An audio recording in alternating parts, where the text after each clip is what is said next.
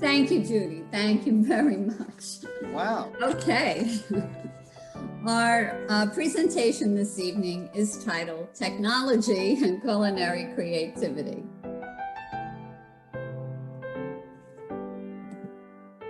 Sorry. We'll talk about how the project got started, the technology we used in getting the book written, setting up our websites and blogs, and in the process, discovering how technology has transformed ordinary day-to-day cooking and promoted culinary artistry. Keeping in mind, the internet could suggest, however our palates ruled. Before the internet, we would have had to rely on our own imagination and intuition in creating recipes, writing them down, taste test after taste test. Fortunately, the computer facilitated that task. Today, Excuse me, Michelle, yes. Are you progressing through your PowerPoint because you're stuck on I'm not, slide no, number I know 2? I'm there. I know I'm there. Yeah, okay, Yep, thank you. okay. Today, we have the privilege of the internet's vast and diverse knowledge and to enhance our creative process. And I can't help but wonder if we would have undertaken the task of writing a cookbook pre-internet. And speaking of pre-internet and going back decades, my first cookbook was The Joy of Cooking. You might remember this, it might have been in your childhood kitchens. I do take note that she has aged along with me.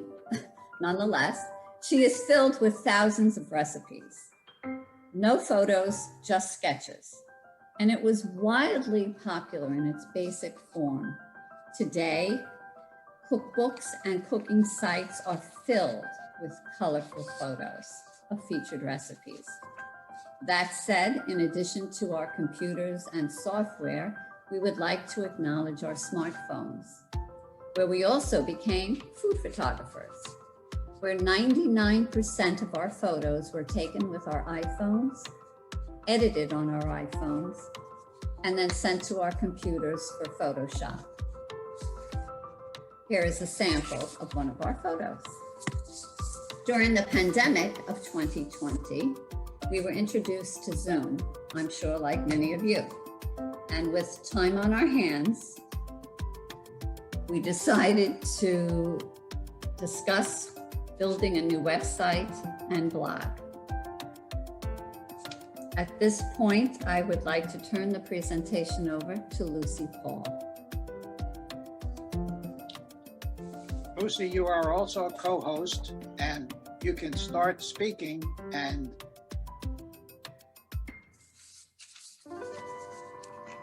we'll hear you.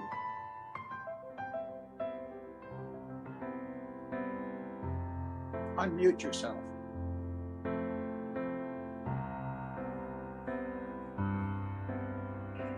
I just unmuted Lucy. Okay. Oh, Thank you. now you can hear me? Yes. Oh, okay, good, thanks. Sorry, I think I'll start by answering a question that Michelle asked. Would we have done this without the internet? Absolutely not. I don't think we could have. It just wouldn't have been possible. Michelle mentioned that we kind of all like food, and what we really like about food, I mean, we like to eat it, but we also really enjoy dinner entertaining. We're neighbors, and we eventually started trading dinners with each other. We really had a lot of fun with it, and we began to make the dinners special. We began to emphasize fun in the dinners and to have them represent themes.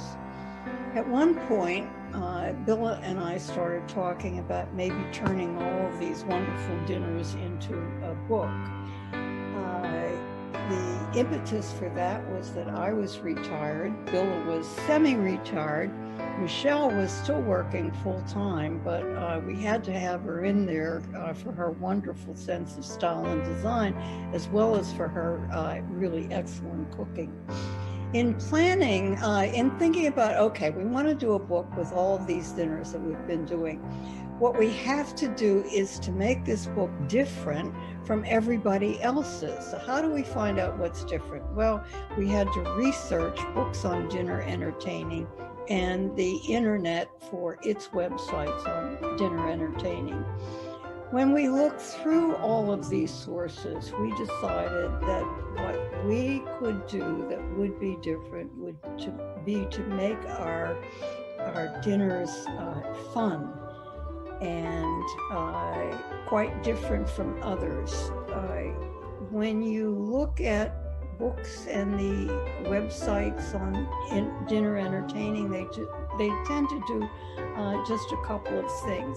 One, they do holiday dinners, Christmas, Easter, 4th of July, or they do ethnic dinners, Chinese dinner, Indonesian dinner, Spanish dinner, or else they do particular kinds of food. For example, if you happen to have a freezer full of moose, you can find a cookbook that will deal with moose recipes. In order to make ourselves different from all of these, we thought that we had to do two things. One, we had to surprise people, and we had to delight them. So how do you surprise people? You surprise people by making it uncommon. And how do you delight people? You do that by making everything uncommonly good. So that was our rule, make it uncommon and uncommonly good.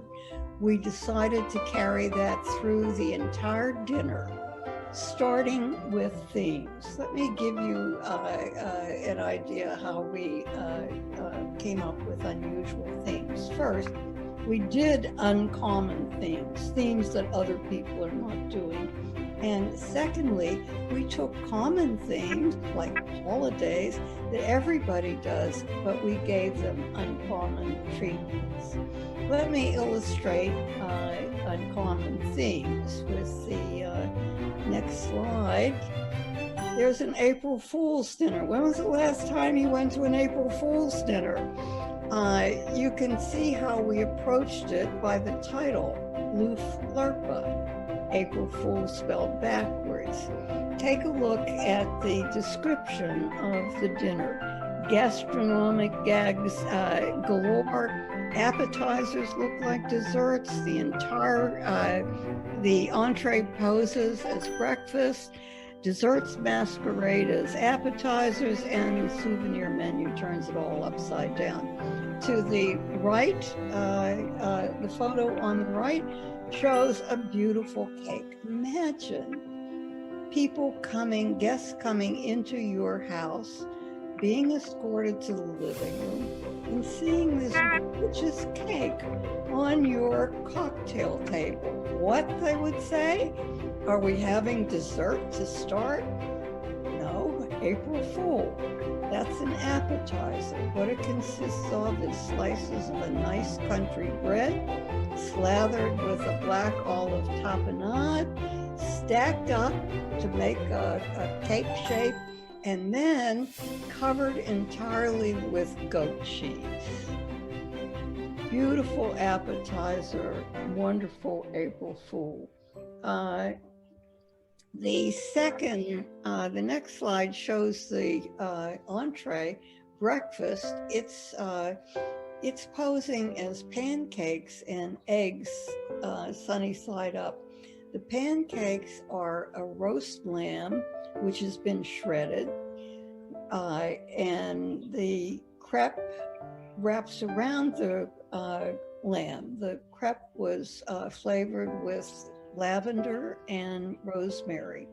The eggs were mashed parsnips, that's the white part, and the middle part is mashed squash, that's the yolk. The internet was very useful in helping us with this April Fool dinner. it helped, it told us about the origins of April Fool, which had to do with switching over to the Gregorian calendar when people insisted on celebrating New Year's Day as it had been in the old calendar on April 1st. They were called April Fools. So that information was contained in our cook's introduction. We like to educate. Bill and I especially were educators, so we always insist on getting information into everything. So the origins of April Fool were contained in the cook's introduction. The internet helped me with recipes. I had to look up a recipe for crepes. I don't normally make them.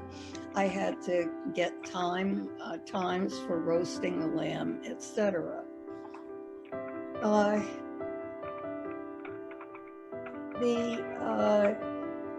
The internet helped us with a second uncommon theme. We do our dinners by months.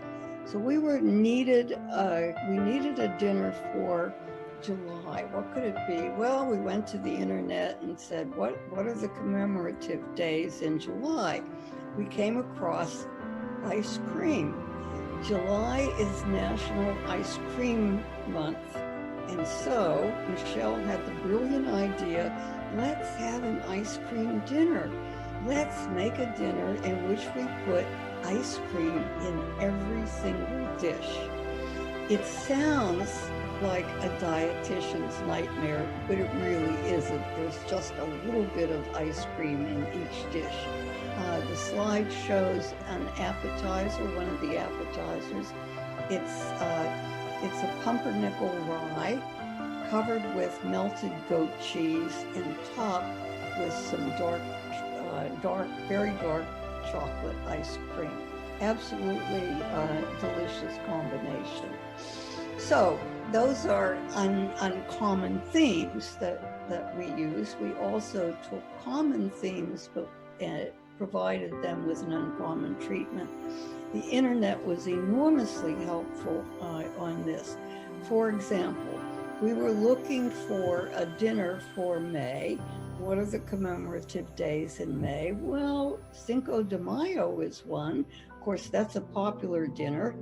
And when people do Cinco de Mayo dinners, they typically do tacos, or they will do Spanish dishes or Mexican dishes. We went to the internet and found out a little bit about Cinco de Mayo. Most people think Cinco de Mayo celebrates Mexican independence. It does not. In fact, it's a David and Goliath story. In 1862 at Puebla, the outmanned and outgunned Mexican army defeated the far superior forces of the French. So, Cinco de Mayo does not celebrate Mexican independence. It celebrates this conquering of a superior force by an inferior force that gives us all hope. And of course, it also does celebrate the idea of freedom and independence. We translated the idea of the conquering of a superior force. We translated that idea into the dinner. We took classic French preparations and we, quote, conquered them with Mexican flavors. The next slide shows the Cinco de Mayo theme. It shows an appetizer and the dessert. The appetizers, the French typically start a special dinner with canapes, and canapes will consist of bread or cracker, a flavored spread such as butter or mayonnaise, and then a savory topping to that. Well, we did it a little differently. Michelle, if you can go to the next one. this is how we translated French canapes into Mexican canapes. Instead of butter flavored with tarragon, topped with filet of sole, we flavored butter with coriander and topped that with a white fish ceviche. Instead of mayonnaise with cucumber and egg, we did a mayonnaise flavored with chipotle and topped that with cucumber, egg yolk, and a chipotle sauce. So we took the idea of conquering and turned that into the design of all of the dishes in the dinner. A second example of a common theme treated in an unusual way is our December dinner. And that slide shows the appetizer and the entree from the December dinner, which we called Presents of Plenty. This dinner, instead of just celebrating one of the three major holidays in December, it celebrated all three: Christmas, Hanukkah, and Kwanzaa. The appetizer slide shows the it shows the Kwanzaa appetizer on the left. That is pepperdew peppers, which come from South Africa, stuffed with a peppermint cream cheese and tied with a chive to make it like a little Kwanzaa basket. For Kwanzaa, it's common for people to carry baskets of food from one house to the other. So this is a Kwanzaa basket, and if you'll notice, the little baskets are placed in the shape of the continent of Africa. The middle appetizer shows a dreidel, which is a symbol of Hanukkah. That was made with a delicious mushroom pate. The dish to the right was the third appetizer. It is lamb, basically a lamb sausage, which was carved into Christmas tree shapes. So that was the appetizer. The entree shows the Presents of Plenty. If we weren't doing something like the appetizer showing icons of the holidays, then we wrapped and tied everything beautifully. So on that plate, there is on the upper part, that's a duck breast, which has been covered with a cherry sauce and tied with yellow pepper ribbon.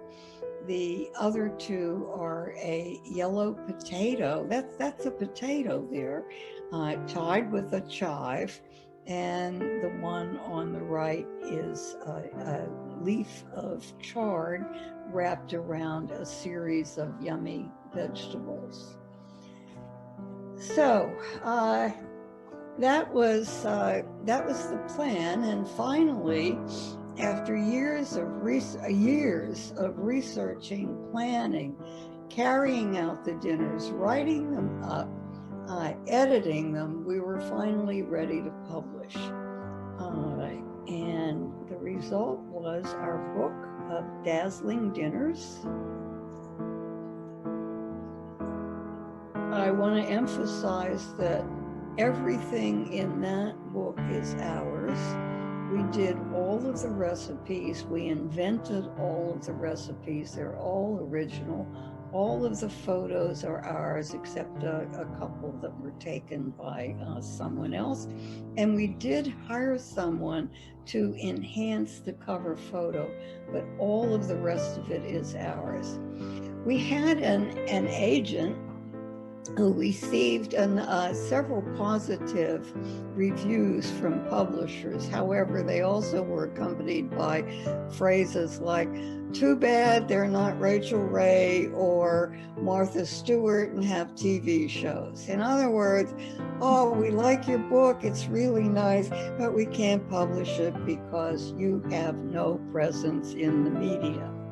All right, so we self-published. We chose to self-publish with Create Space. Why did we create space? Oh, you get to have your book listed on Amazon along with a couple 100,000 other cookbooks. Absolutely wonderful. You also get to set your own royalty. Oh, terrific. If you go to Amazon and want to buy Dazzling Dinners, you will pay $31.50 for this 255-page paperback book. Think about that for a minute. $31.50 for a 250 plus book that is a paperback. Well, maybe that's because we had this enormous royalty tacked in there. No, no, no. We took the smallest possible royalty because Amazon had already set the price of the book so high. The smallest possible royalty was 27 cents for each copy, which we split 3 ways. I'm not a fan of Amazon anymore. I have to admit, we were not very aggressive about marketing, but we did set up a website, and Billa is going to talk about that. So after we published Dazzling Dinners, we continued to trade dinners because we just really enjoy it. And eventually we decided, well, we've got a lot more of these wonderful dinners, so why don't we do a second book? Of course. This one we called The Dish on Dazzling Dinners, and it is different from Dazzling Dinners. What's different about it? There are no recipes in it.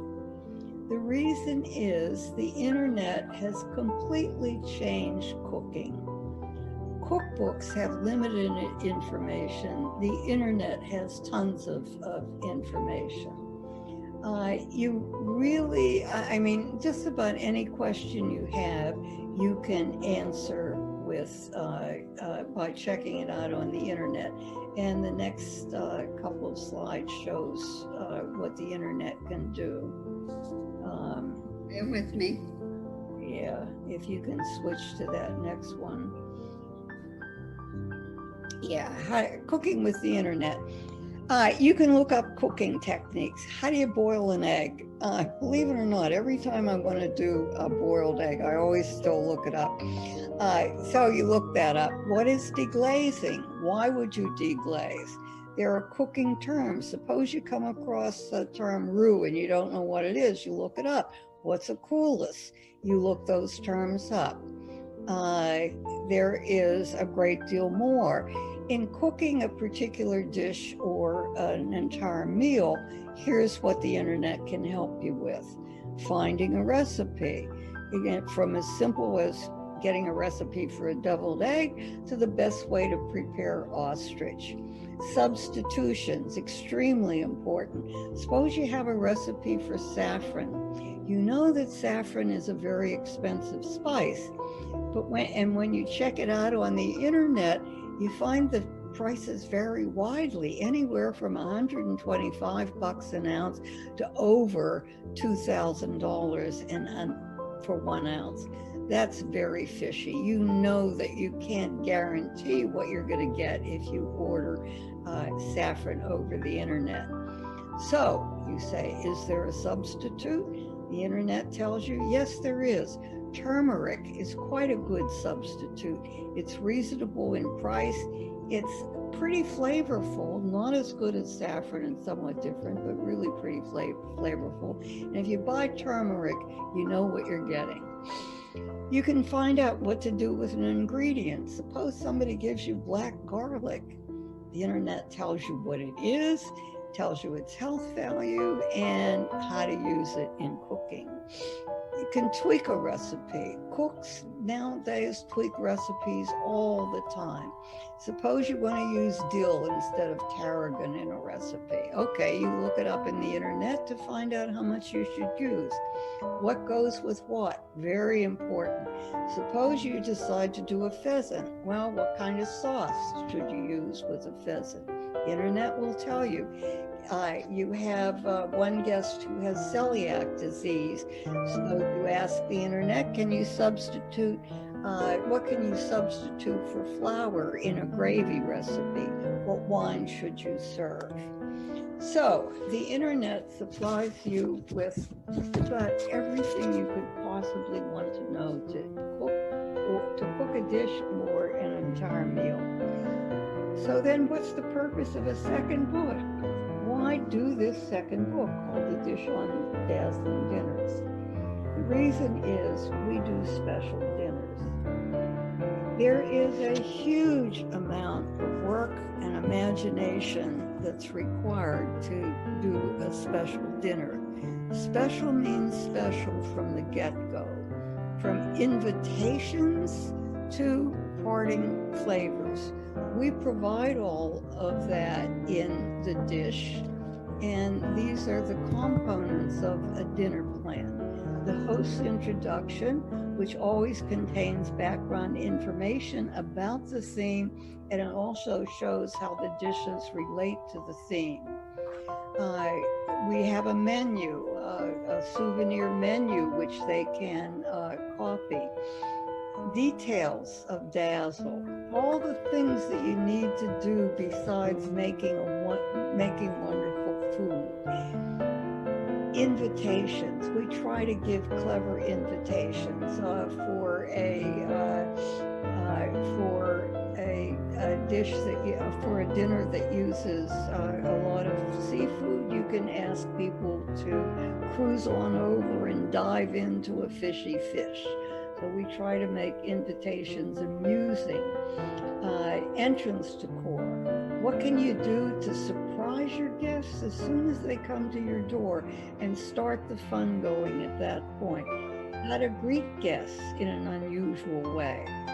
How to construct beautiful souvenir menus that the guests take home. What kind of room decor goes with the theme? What about table decor? How can that satisfy the theme? We make suggestions about mood music, and finally, we supply instructions for a favor that the guests can take home to remember that wonderful dinner the next day. We don't use recipes, but we do provide recipe guidelines. We want everything to be theme related, and so for each dish that we suggest, we also provide a theme related outline for that dish. We provide instructions to do very attractive plating and what beverages would work well with a particular dish. That covers, we do that for all the 10 dishes in the 5 courses that go into each of the dinners in the dish. And when I say 10 dishes and 5 courses, I'm sure some of you are thinking, good grief, that's an awful lot. And yes, it is. It's a very special dinner, only for special occasions. But sometimes you'd like to do a really great dinner, but not quite that much. So we have a section with each dinner called Easy Dazzle.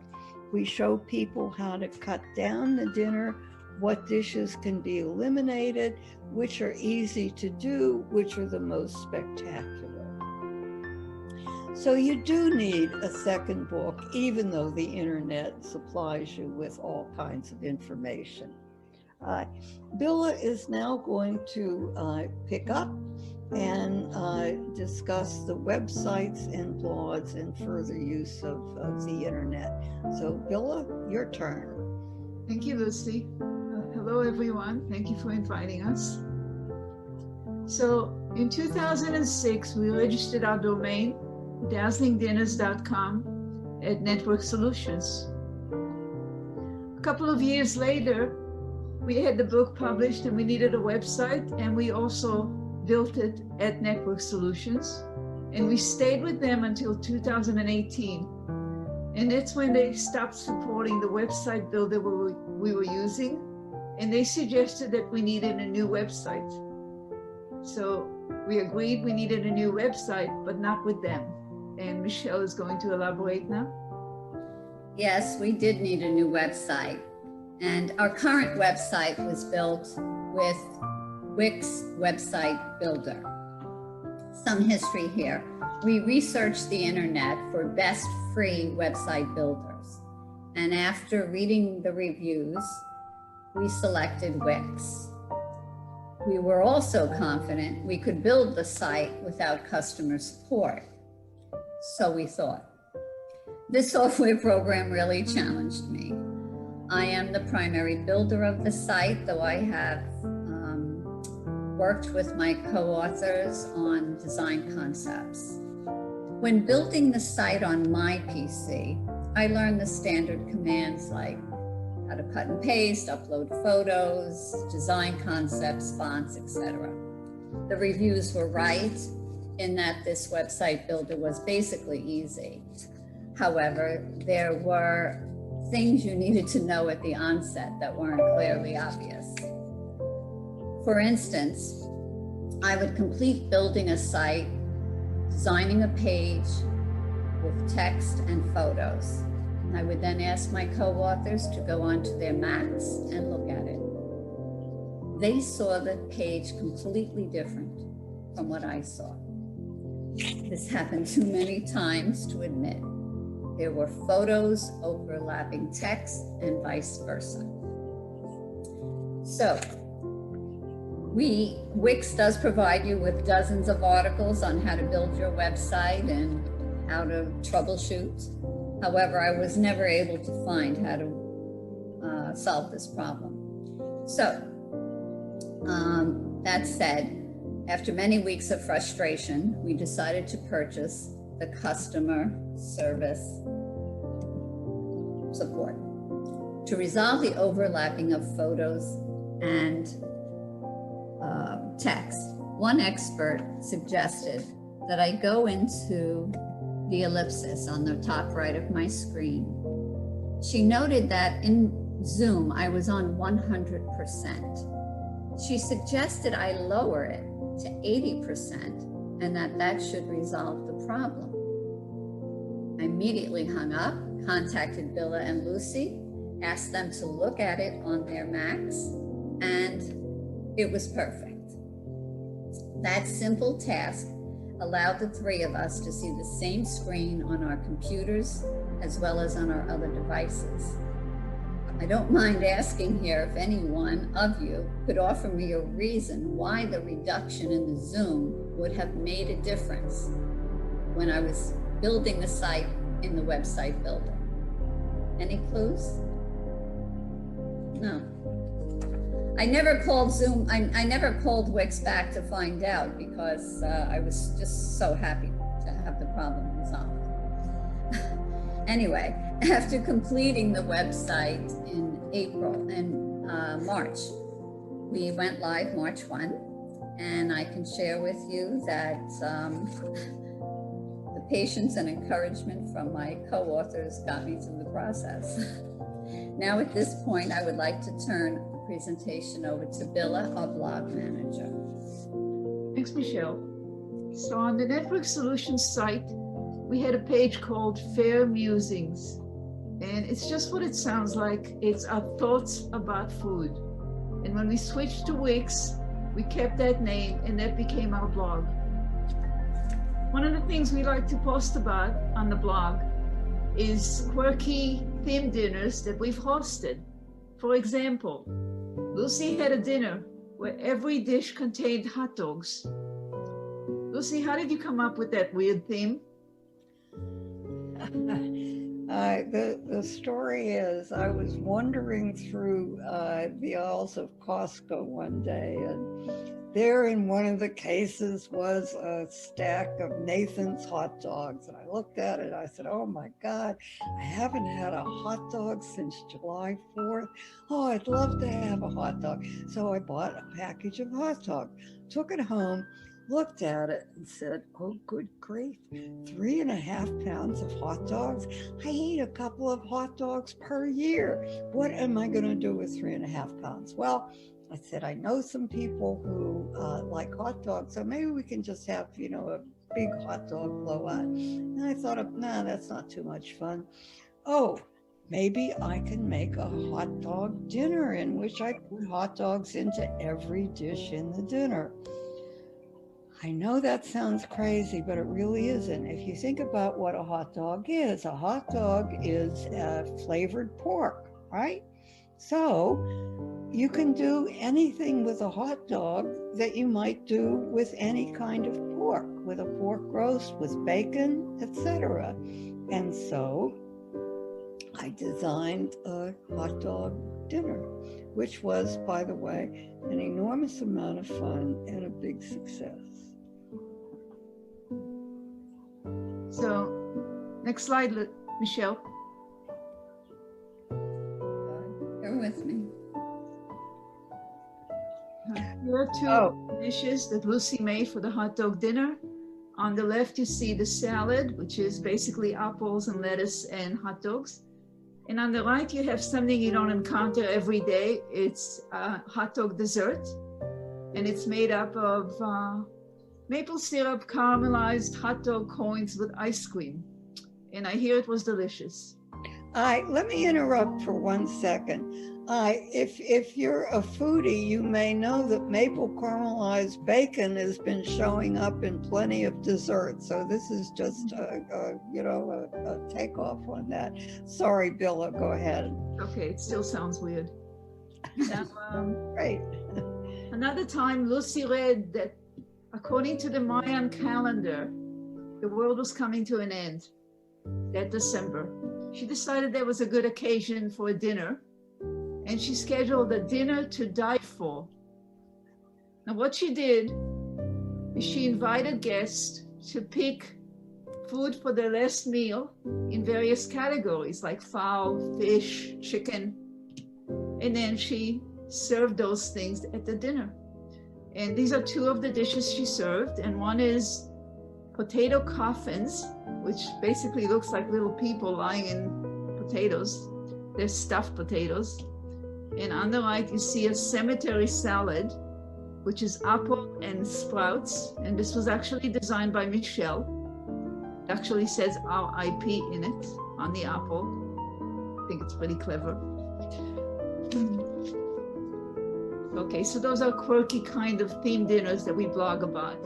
Another thing that we like to blog about is specific food that we want to highlight. For example, Lucy did a blog about deviled eggs. There's a deviled egg. She wanted to show how versatile eggs are and how you can sculpt them to fit any theme. Next slide, please. So here's a bumblebee egg. There's the elegant egg, and there's an egghead. And I think Lucy had a lot of fun with this one.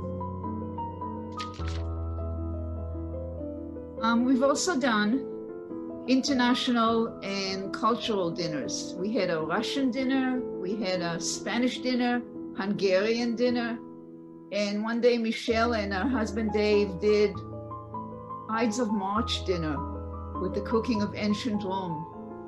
And I think you might recognize someone in the bottom picture there.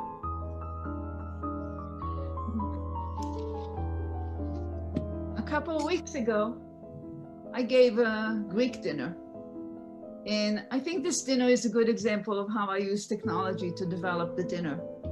First thing I did was I went online and I looked at videos, YouTube videos, and I learned how to make a perfect spanakopita. It's a little spinach and feta pie inside phyllo dough. They look pretty good, right? Yeah. And then I researched on the internet for a Greek trivia quiz. Let's see the quiz. I used to be in testing, so I like to give quizzes when I give dinner parties. So this is the quiz. Feel free to yell any answer that you recognize.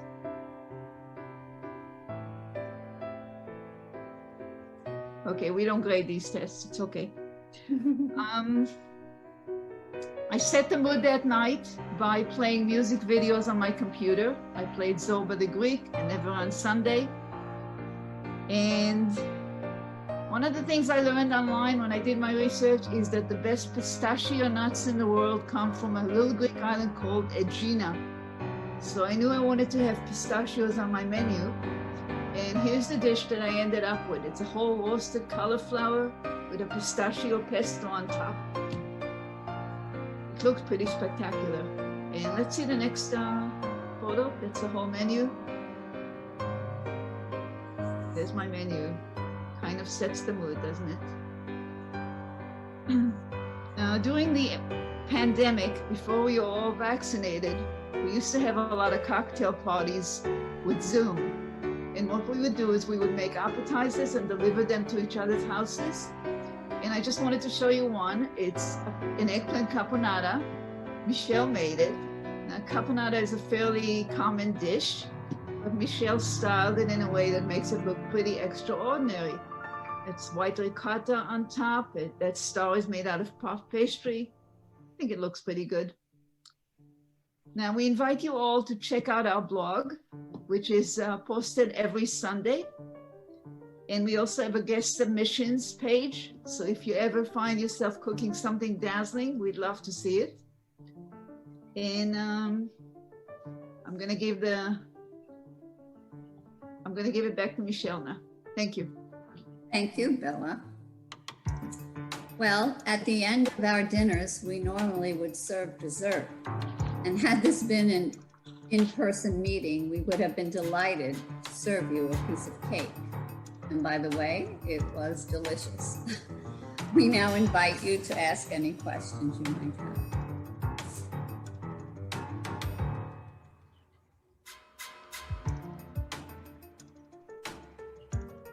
That was absolutely fantastic, ladies. That was way cool. Thank you. Thank you, Judy. Really, I am drooling.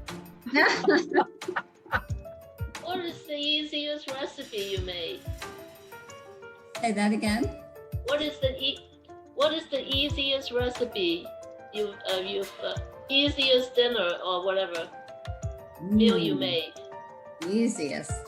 In other words, with the fewest ingredient, but it tastes really great, that you have made over and over again. Well, I would say we don't make anything over and over again because each of our dinners are unique, as are the recipes. I would say the easiest thing we used to do is we used to do potluck dinners before we got into this. Right. So we would each, share the Right. I would say, we do special dinners. So special dinners, they take more time and more effort and more money. They're special. So naturally they are. I can't say that we have any easy dinner. We do have one dinner, I think it's for June actually, in which all the preparations are very light, very little cooking involved. Everything is fresh, and it really is probably one of the dinners that takes less time than any other. On the other hand, you will spend a little time shopping for all the ingredients. We do special. We're not doing dinners that are, just easy to do for tomorrow nights. We do them all the time at home, but this is not what goes into our books. I think this is just, I may be one of the few guys, like I made dinner tonight for my wife was working and I made dinner. I had duck and there was a rice dish that had bulgogi and broccoletti and an arugula-based salad. And my wife was very happy to come home. I don't mind putting together something like that. Yeah, sounds delicious. Oh, it was. She was very happy. Of course, she said, I love it that I can walk in and have a wonderful dinner waiting and I didn't have to prepare it. But I'm willing to do things like this, and we used to do stuff like that more frequently, not anywhere near as elaborate, but the creativity that you have shown and and the way that you use the internet to research things, I think that it's a stroke of genius, your second book, recognizing, I mean, I take out my iPhone and look something up. How long do I have to cook this? What temperature, right?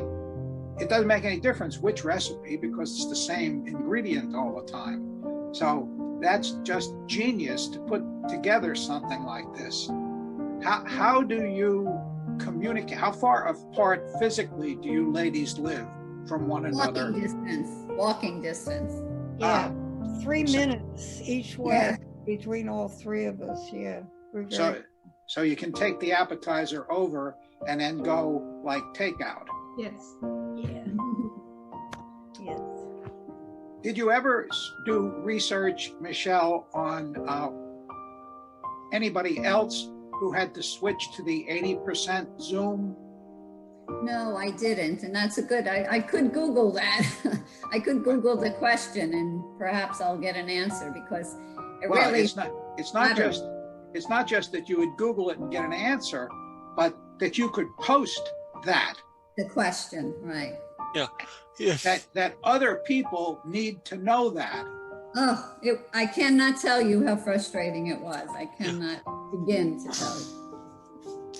I'm kind of frustrated with a lot of what's called HTML generators, which is the bottom level code in web pages, because they make a lot of assumptions like fixed page sizes and stuff that cause things to break in different conditions. They make it look good on their screen and they make it look good on a page on a standard size, but it starts to fail on other sizes. Yeah. No, it was just incredible. I mean, everything was different on their Macs, on my Kindle, on our iPhones, but on my PC, it was perfect. Yes, it's often optimized for Windows.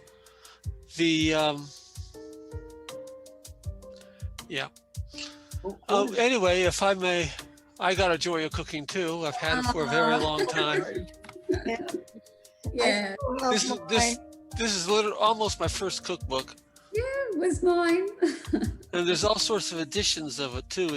Every year they come out with they used to come up with a new edition anyway. I don't know about now. I think the last one was a couple of years ago, the latest edition. I also enjoyed some of your, especially creativity on the April Fool's dinners. Yes. That was cool. Do you all do the writing? Lucy is the main writer, but we all do some writing. Yes. And did you typeset the book yourself? Yes. Yes. So what tools did you use to put the book together? What programs? I'm sorry. Oh, in other words, Word? Did you use Word? Oh, Word, yeah. Yes.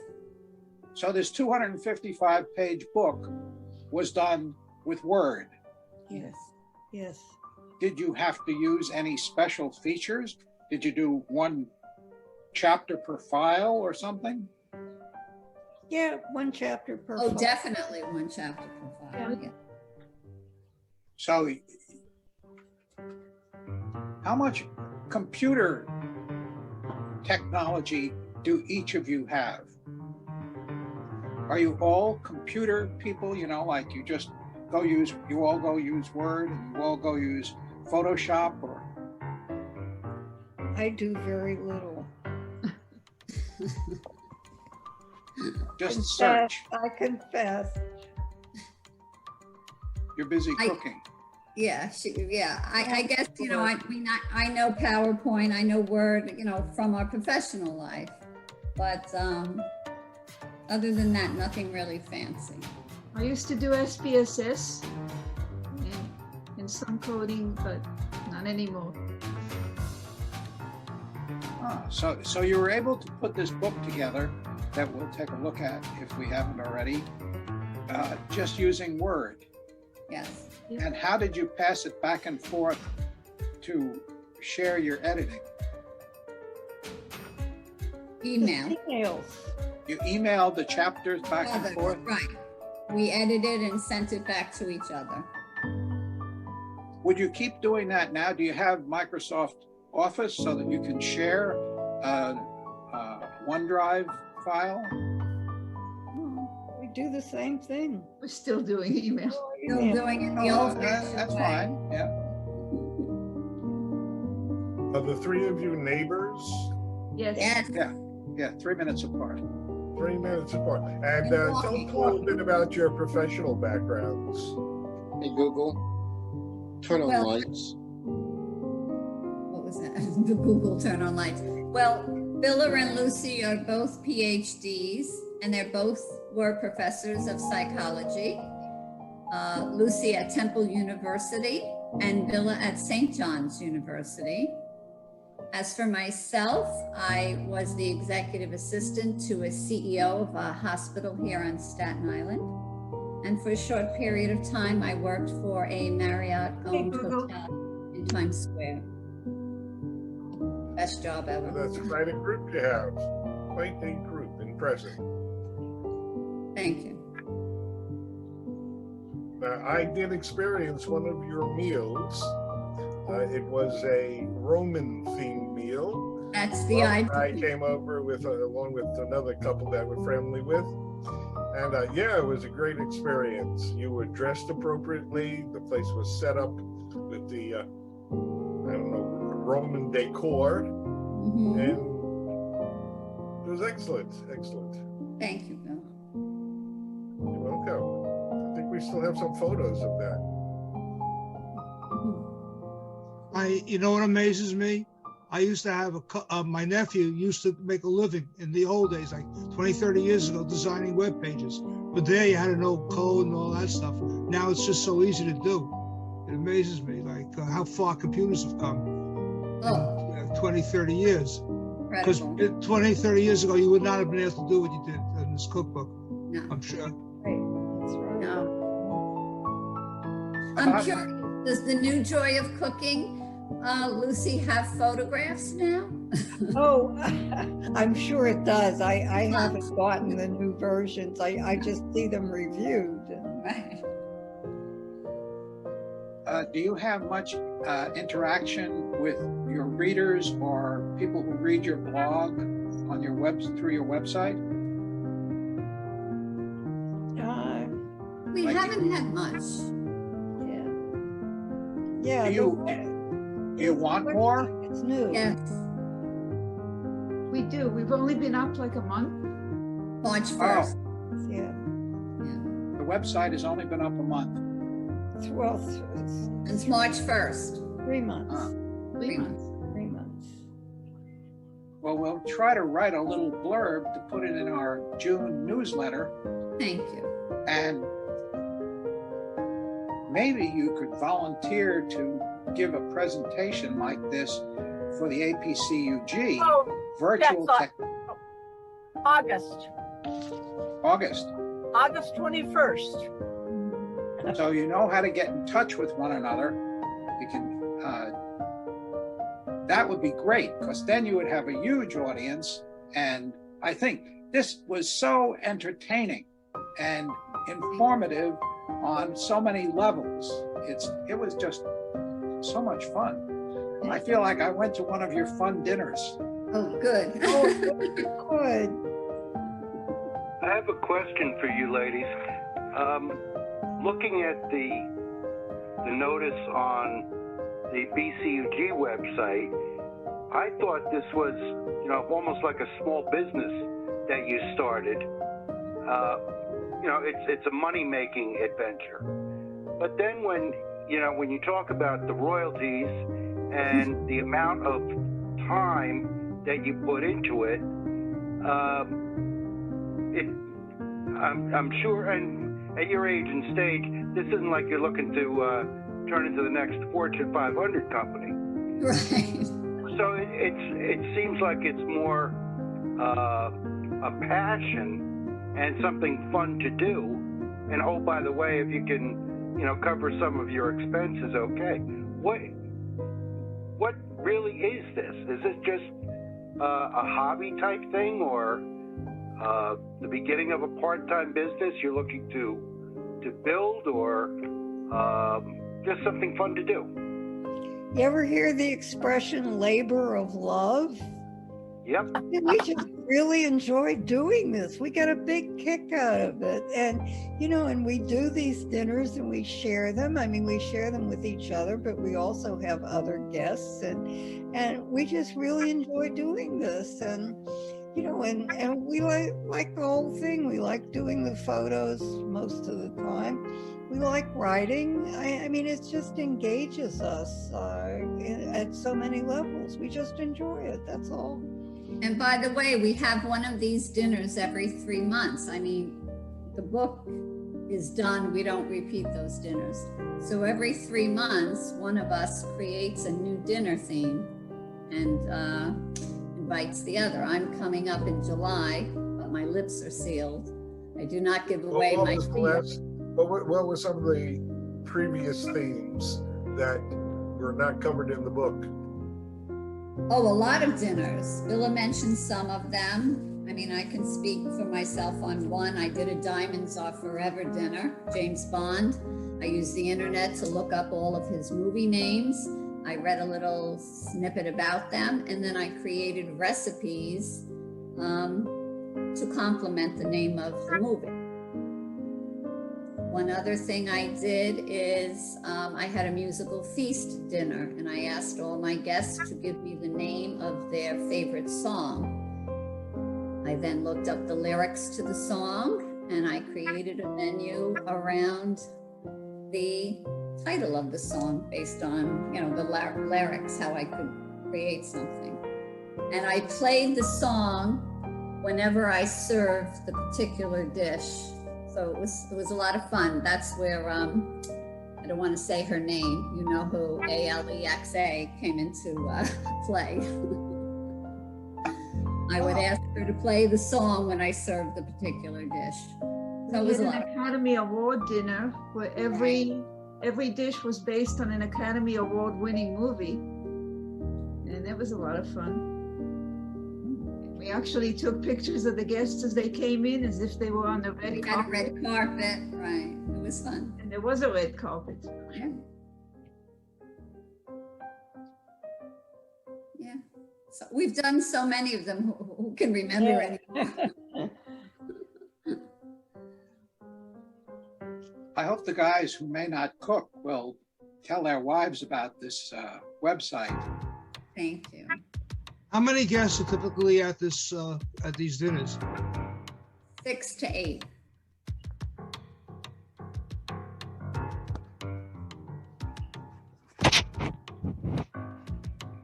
Find a job that you like, you'll never work a day in your life. That's right. Do you have plans for, you know, making like a documentary movie, video of your dinners and things like that, or your preparations of it? You know, we're thinking about, going on Instagram because we realize that's where we need to be. And Instagram will bring everyone to our blog. So that's kind of our next step. But I don't know about making a video. Well, if there was something interesting about the way that you assembled something, some of those things were fascinating in the way they were constructed, the little dishes or appetizers. You can just add that video, a short clip, to the website, just for fun. Yeah. Well, maybe that'll be our next challenge. Yes. So I'm curious, have your husbands been involved in any of the preparations? No, for me. David is a very good sous chef, and but he'll eat anything, so I can't count on him for 100% honesty on if it tastes good or not. Well, I know Dave likes to cook as much as you do. He does. He enjoys it, yes. As well as eating. What I'm thinking is that if you ever have a particularly interesting dinner, you might try breaking your hand at video videoing it, but also throw a few side dishes in that have a video or photographic theme, just for sport. Thank you. You say that you did all of the editing with your iPhones, all the video, Not all of it. the A little bit of it. most of the pictures and the editing of the pictures. Editing first on our iPhones a little bit, and then, you know, sent to our computers for a little bit more. I think they're very powerful, and most of them are. I have a whole bunch of cameras and video and editing stuff on my iPhone, and I think that they're even easier than the stuff on your computer in most cases. Right. Yeah. Do you have a site on YouTube? Michelle, do you have a place on YouTube where you could post some little examples of your theme meals? It's possible we could do that. Have a Facebook account? I am not on That is inactive. Yeah, Michelle and I detest the idea of Facebook. Actually, a Facebook page. There are probably groups that are food focused, the kind of things that you do. And if you just became a member of one of those groups, you could advertise your page there and post things from there and get people back and forth. My wife does a lot of painting, art, stuff like that, and belongs to a few groups. And there's a lot of sharing that goes back and forth of connecting the different groups together. So that would also advertise your website as well as your books. Right. But post a little thing about we had this dinner and a picture, and you get more people coming.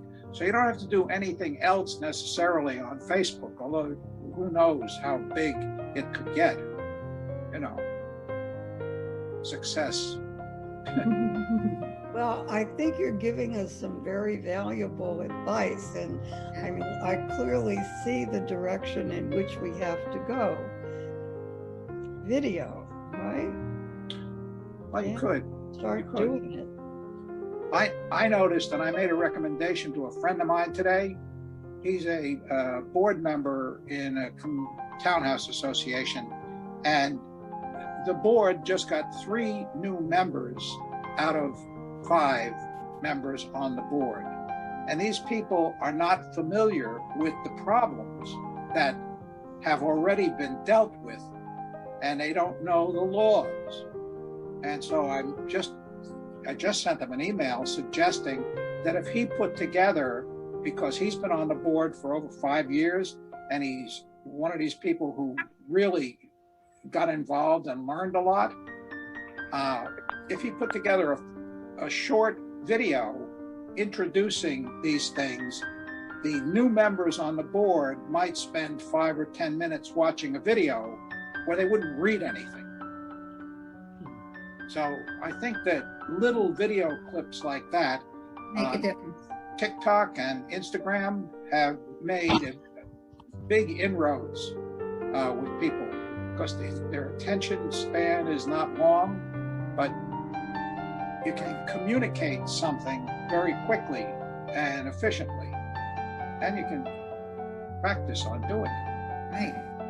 Just question about self-publishing. You did this through Amazon. Did they print up a whole load of books which they sold, or did they print them up as they were being sold? On demand. On demand, right. Actually, next month's general meeting presentation will be about the future of publishing, talking about one of the things that the guy said was Amazon may take over the publishing industry. That's where you're going to get all your books. So that may be very interesting. You'll be able to let you know when the meeting is, and you'll be free to join and hear about this. So with that 27 cents that you make, 27 cents a book, have you gone on any exclusive vacations yet with that? Not yet. It's sitting in the bank. Saving up. Have you? At the end of the pandemic. Have you actually put that money aside and let it build, or are you splurging at McDonald's? Yeah, at Starbucks. I don't know. We don't even get a yearly accounting from our treasurer, who's Billa. There's nothing to report, I'm afraid. Yeah. How many books have you sold so far? We knew you were going to ask that. Lots and lots. About 100. Yeah, somewhere in there. Uh-huh. I know an awful lot of people that have self-published, and the results usually are not too productive. That's right, yeah. But they felt good about it. We knew that. Yeah. Yeah, but it is interesting. A couple of people just really liked the book and then bought a whole bunch of them for gifts to give away. So, I mean, you know, we're happy with what we did. It certainly was not a major seller. I never made the lists of New York Times bestsellers. Yeah, but you know, what you're suggesting there is that that person bought that book because they were part of a group of people who had shared dinners like this, and they wanted to liven it up, so they gave it to all the other people who were doing the shared dinners with them. Yeah. Also, we should mention that the book is now on Kindle. Right. So people don't have to pay that much for it anymore. Yeah. And you still get 27 cents for each Kindle? I don't know. Do we get any royalties? No, I think it's different, and I'm not sure what it is. Huh. You can tell that money is not a concern. Oh, no, it's just, well, there are so many things involved with what you did, including having to shop for the particular ingredients and finding them. I mean, and getting them delivered during a pandemic, right? Well, most of the dinners were done Pre-pandemic. Yeah. Except my Greek dinner. Yeah, right. You did the dinner, right? And we did the Zooms, and we did one dinner over Zoom. Valentine's Day. Yeah. Do you do wines too? Do you pair wines with the food and stuff like that? Yes. Yes. Yeah. What's dinner with that? The dedication of the book. Dedication. It says, to my husband, Arnold Simon, who was married to Arnie Simon. That's my late husband. He was a chemistry teacher, wasn't he? Yes. Arnie and I together took a science course in spectroscopy. No kidding. I think we carpooled together in Staten Island to Brooklyn Tech for this course. Yes, nice guy. You remember him well, Arnie Simon. Which high school did he teach in? The last one was John Dewey in Brooklyn. Right, yep. And then he went over to, after he retired early, and then after a couple of years, he went to St. Peter's College in Jersey City. He was a lecturer there. Small world, huh? Yeah. Yeah, I remember. Whenever anybody says small world, I always ask them if they know the radius, the diameter, the circumference, and the volume. No. Only a high school physics teacher would ask that. Right. I also taught astronomy, so. And astronomy. Yeah. Well, this does happen, and if we might need more people to have it happen, but I was on a Zoom meeting the other night that had 40 people, and it turned out that one of the guys, who I happen to know, but I didn't know where he was from, he grew up around the corner from where I grew up on Long Island. So he just happened to mention, what's a young guy from such and so doing? And I used to deliver newspapers to his house before he lived there. But anyway, are there any more questions, any more interaction, folks? We're glad that you're here, and we have been recording this, and with a little bit of editing to take out any pauses and stuff like that, we'll make it available, and you'll be able to point other people at it, or do what you'd like with it. And I'll be posting the information. It takes a little time because I have to go through the whole time of the thing to edit it. Right. So it's not trivial, as Harvey shakes his head in acknowledgement. He spends a lot of his time doing that kind of editing. We appreciate it. Well, we appreciate this. I mean, we give a attaboy, but thank you so much for your presentation. It was so much fun, really.